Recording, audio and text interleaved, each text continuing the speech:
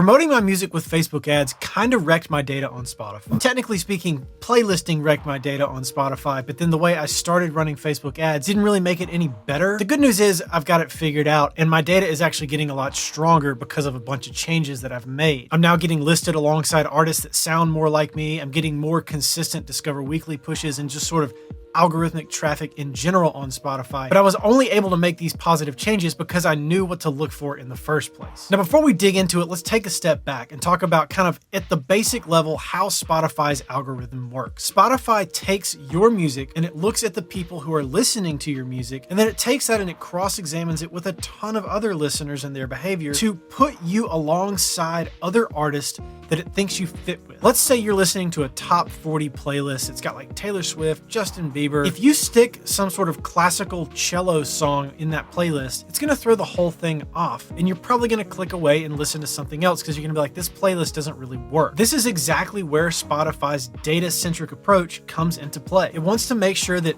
every playlist and every artist that's listed alongside another artist fits so that a listener will spend more time on the platform. So in taking all of this into account, where we can run into trouble is when we promote our music in ways that puts us alongside bands, artists, and genres that don't fit with what we do. And that's exactly what happened to me. In the early days of promoting my music, I would get added to these big playlists, but they would be not genre specific and a whole hodgepodge of different artists from different areas of the world that make different types of music. And so Spotify didn't really know where to put my songs. It didn't know what genre I fit into, and I would get listed alongside bands and artists and genres that were not even remotely close to a match for my music. Fast forward to when I started using Facebook ads, I took a more global approach and started getting listed alongside genres and artists in a bunch of different countries that, again, were not like what I make as an artist, so I wasn't reaching fans who were looking for music like what I make. So at this point, you might be asking yourself, okay, Tom,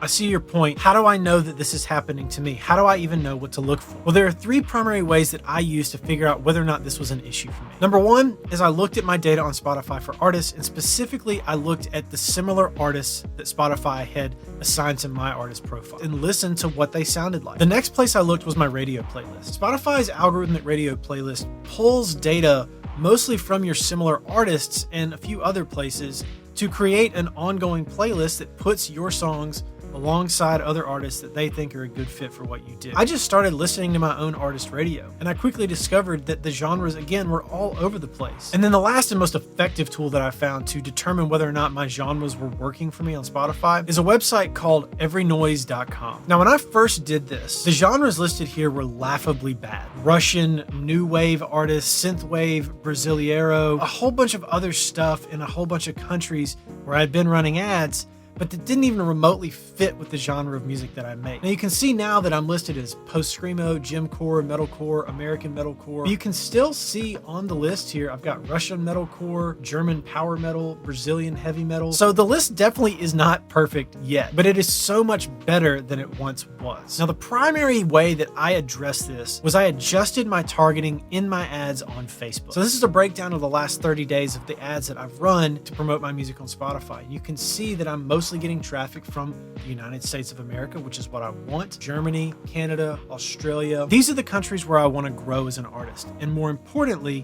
these are the countries where listeners are listening to similar artists that I want to be listed alongside of on Spotify. This is one of the reasons that organic content marketing is so effective for artists. If I make a TikTok or I make a reel on Instagram or any other sort of content that really goes viral, odds are it's only going to be shown to people in my home country, only in the language that I speak, and also only of fans of the genre of music that I make. But of course, going viral on TikTok or Instagram or anything else is a tall order. So when it comes to marketing my music with Facebook ads specifically, I am becoming increasingly thoughtful about the targeting that I'm using so that I can clean up this data even more and get Spotify on the same page as me about the kind of music I make and the type of people who are looking to listen to the music that I'm putting out into the world. Now, if you enjoyed this video and you want to learn more about what I am currently doing to grow my fan base on Spotify, specifically using Facebook ads, then check out this video right here.